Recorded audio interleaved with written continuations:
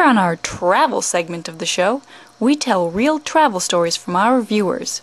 If you have a strange but true travel story you'd like to tell on our show, email us or leave a comment on our Facebook fan page. This month, we go to Arizona with Ben LeRoy. I set out with my friend Roxy on the 4th of July and headed west from Madison, Wisconsin. And we ended up going to the Grand Canyon not very long before sunset. And the problem is that no matter how beautiful it is, when you're done taking in the natural beauty that is the Grand Canyon in the northeast corner, there isn't really anywhere to go after that. And our next destination was Taos, New Mexico. Conventional wisdom would have you drive way south and get on the interstate, drive way east, then way north.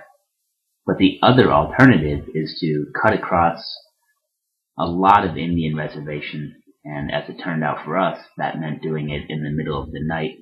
We stopped in Tuba City, Arizona at a gas station to fill up and to get some late night dinner, and the woman behind the counter offered us one little bit of advice. She said, "Do not get out of your car if something happens, because the snakes go to the road at night to keep warm." We were like, okay, whatever. So, being in full adventure spirit, we turned on to Highway 264 to cut across the reservation on a 3-hour trip to Window Rock, Arizona, where we were headed. Almost immediately once we turned onto the reservation, we lost radio signal and cell phone signal. The roads were not lit, there were no fences, there were no lines, it was just pavement. And it wasn't very long after we got onto the reservation road that field mice in the thousands started running across the road. I mean, it was like you were hallucinating. And there were a big wave of field mice. And then there were snakes, and then there were jackrabbits, and we were having to step on the brakes and swerve and do all of this stuff. And then I hit a jackrabbit, and I'd convinced myself that it was the reincarnated spirit of some Indian chief, and that I was doomed to some horrible fate for having hit it. But we kept driving, and we kept experiencing these optical illusions where it looked like the road just stopped. And even though that wasn't happening, we would both see it at the same time. I mean, it's just a trick of the stars and of the darkness and everything. So we go up the side of this hill, this mountainy thing, and we come down, and there are horses in the middle of the road. And we're like, well, that's interesting. And we swerve around them, and we drive a little bit more, and then there are cows just in the middle of the road. And I'm like, all right, well, I guess if there are horses, there might as well be cows. And at this time, Roxy said, I wish we could get like a classic rock station to have some bearing of feeling comfortable. And I said, not me. I want to add to this hallucination. Let's put on Mr. Bungle's Disco Volante. So we did that, and it became even trippier and weirder. And then there were more horses in the road, except this time they ran alongside the car. And one of the great regrets of my life is that I did not roll down the window and actually pet a horse while I was driving, because who gets to say that they've done that? Anyway, we're about 20 miles outside of the end of the reservation when I look over and the headlights catch this guy face down on the side of the road, just not moving. And I don't have cell service, I don't have any room in the car, I'm not a doctor, and somebody else has already told me not to get out of my car. So I'm inclined to keep driving, and Roxy says, no, I think we should probably stop and see if we can help. And I'm like, nope, he was fixing something. He had a screwdriver. He was fixing something. And Roxy's like, are you sure? I didn't see that. And I'm like, no, I'm pretty sure I saw that. And I kept driving even though I knew that the guy was motionless and hadn't had a screwdriver or anything like that. And then at like 3 in the morning, we pull into Window Rock and check into a Days Inn, and I have the worst night's sleep because I keep falling asleep but imagining that I'm swerving off the road. That was my fun time adventure on Highway 264 sometime after the 4th of July, 2006. Thanks, Ben. So, Lee, tell me about Australia. Any fun, crazy adventures? You were in Brisbane? I did a week in Sydney at the Sydney Laugh Garage, and then a week in Brisbane at the Sit Down Comedy Club. And they were both very cool. Brisbane's essentially done with the massive flooding that they had. They've cleaned up pretty quick, but, we still did, like, the audience still wore floaties during the show. Well, they can sit alone on the subway. Yes, I'm impressed with that reference. Well done. So, I've never been to Australia, and I know you're in urban areas, but can you still tell it's Australia? I mean, and people probably aren't walking their wallabies, but like, there's no ozone layer? Can you like look up into the sky and see all the way to God, or what? Yeah, you can see up God's tunic, which is disturbing.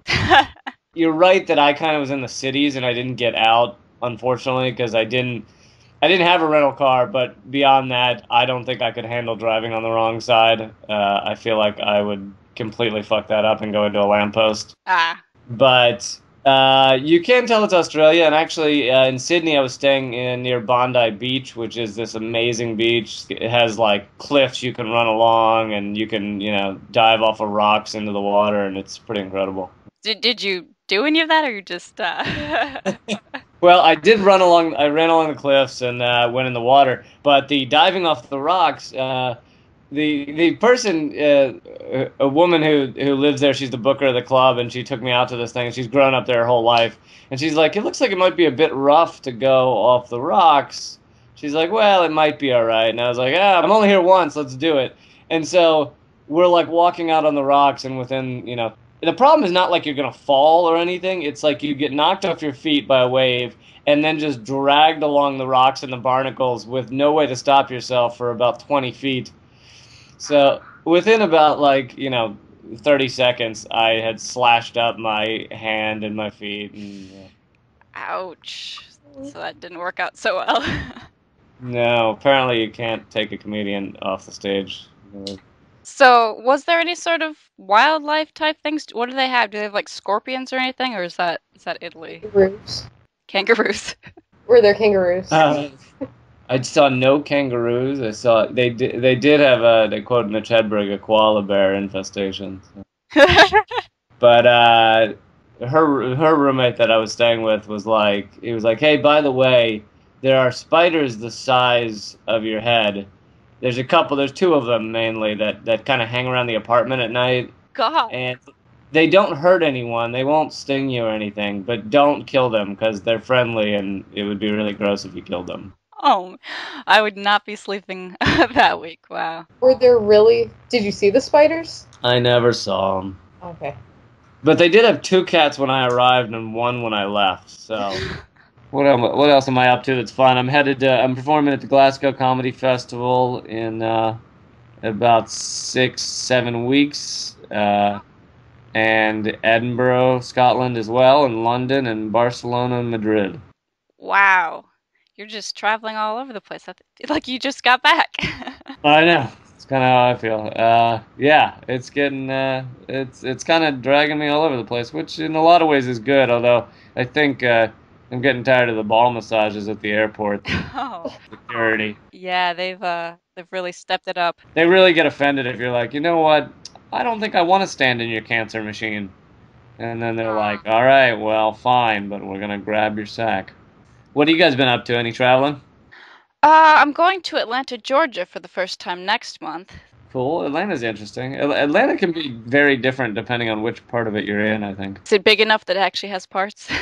Yeah, definitely has parts. There's the part where you will definitely get robbed. There's the part where it's kind of hip, like hipster area. And then there's a very businessy corporate area, I think, too. That's probably where I'll be. Lindsay, what are you up to? Well, tomorrow I'm leaving my house. Pretty excited. Wow, big day. Big day.